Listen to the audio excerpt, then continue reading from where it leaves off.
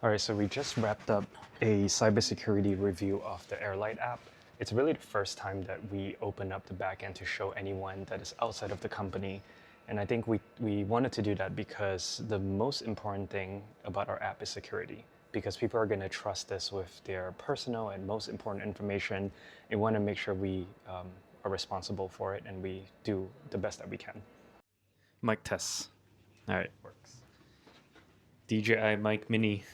So good. The GOAT. You want to be mic'd up? Oh man. Okay, hold up. Oh man. ZJ, Mikey, and I have been building an app to help make will writing, so estate planning, more conversational. Just to give you a little bit more, it's like our ideal target audience is in the United States. It's people who want to write a will. They know it's important, but they just keep putting it off because the legal side of it is too difficult.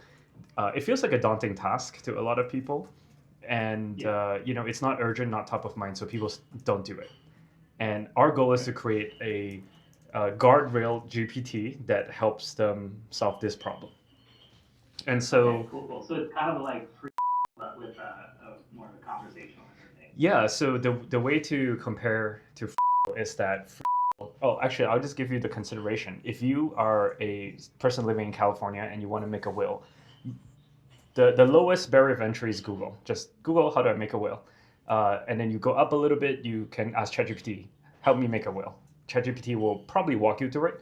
And then you go up to free, all these services that are essentially a very long survey. And then you go to the top, which is like a lawyer. And if you think of the consideration in this entire sequence here, it's free, low certainty, relatively free, low certainty, high certainty, expensive with the lawyer. It's like decent certainty, price, there's a little bit of barrier. We want to sit in between and lawyer. So we want to be high certainty, but not price someone out. And the reason for conversations is just that we also want to enable anyone who traditionally would not have estate planning. And in the US, that's 70% of people. And a lot of times it's like cultural difference. It's people who just don't know they need it. Like I'm a first generation immigrant. I didn't really think about it until much later. So that's where the challenge came from. The three of us have been building this on our own. And we're starting to talk to people to poke holes at our database API, security integrity, and things like that. Possibly the best way to go about it is first, we need some advice and feedback. I think Mikey could just walk us through, and then you can grill us. And I use the word grill on purpose. Like, I want to know, like, if you have questions, for example, have you considered this? What are the trade-offs in choosing this method? And, all the typical questions on a pretty early stage. That would be very, very helpful for us. The LLM wrapper is written in Python because the SDA support is a lot better, and I just wanted to separate like the responsibilities there. So core backend is just meant for like the app to communicate with, and then LLM wrapper is where all the LLM goes to. Let's go through like a simple user flow. So let's say the user comes in the app, sends a message that says, "Hey, I have a house in LA. I wanna give it to my son." So assets basically whenever a user mentions a house, a bank account, or any like a necklace or anything that I own, we'll actually remember it and we store it in our DB.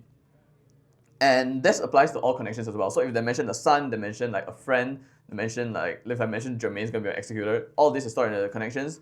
The cybersecurity part is gonna be the most important, and we don't want to damage our brand image at all because of it, because storing so much sensitive data. What would be helpful? Yeah. Like, do we just provide endpoints? Do we just provide the entire repository?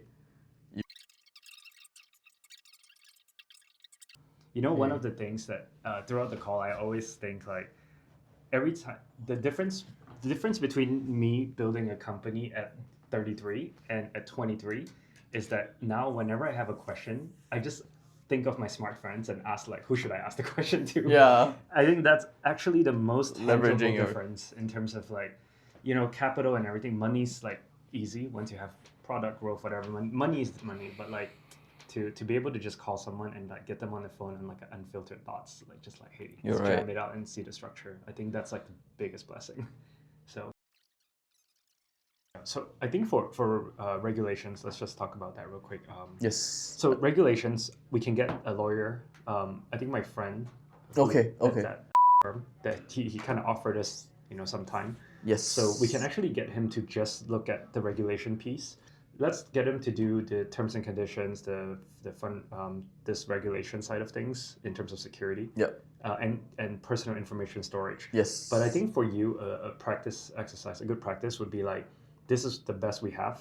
What is like the 10x? Like once we scale, what would that look like? Because I think there may be a time where LM could change something, and Yes. we're like, let's have a backup idea in mind. Okay. Okay. But I don't think we need to execute on that today because we have 0 users. Yes. Yeah. Oh, we gotta go.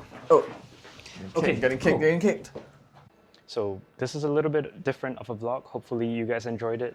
Like and comment, subscribe below, let us know what you think. And until next time, cheers.